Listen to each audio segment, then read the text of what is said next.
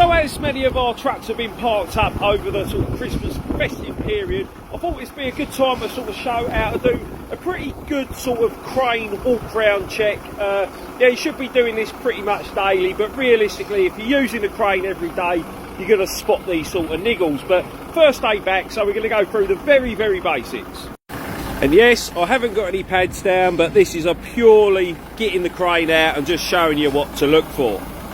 Right, first things first, your legs. Check any leaks on there. If you've got exposing pipe work or anything on the jacks, for example, just make sure there's no oil seeping out. It is a bit difficult in this weather, I will admit, but make sure they move in and out freely, and also check if you've got any sort of leg sensor markings where it tells you that they're on the floor and footed in. Just check all that is activated. Right, next I'll say is check your crane remote battery. Now if you've got the setup like I have with one on charge over here, just swap them over, because the chances are if they've been sat in the remote in the cab while it's been cold, that battery's going to be pretty much lunch, so when you sort of go to use it, it will just die off very quickly. So get them swapped over, give the other one a fair chance of getting a good charge in it. Now the next thing you pretty much all know, you have to drive the secondary boom up in the air to get it out of its stow basket. When it's been sat for a while, all the hydraulics tend to sort of go their way back to the tank, and it will be more sort of prevalent than any other time when it's been sat a long time. So just make sure you drive the knuckle up on the crane, give it nice and loose. So we're just unfolding the crane now, just making sure all the functions on the remote are working nicely. Which they seem to be. We're just going to check the fly jib comes out nice. Yeah, all good. Right, next.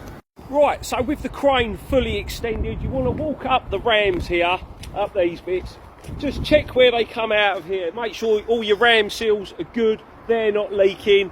Might be a time to grease up the crane if it ain't been done for a while. And just checking basic pipe work on the way up, you know.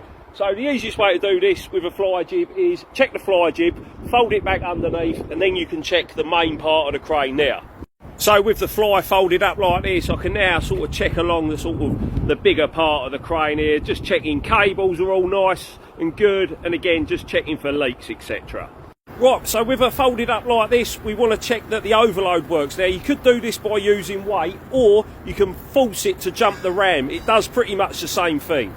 So that's with the ram pretty much jumped out of the socket, and we got a nice bit of overload there. Beautiful. Now if you ever get it stuck like that when you're sort of loading out or whatever, it's quite simple. They call it jumping the ram. All you need to do on a Palfinger is hold the OLP button, let the revs die down, let them build back up, and she'll drop back down again. Simples.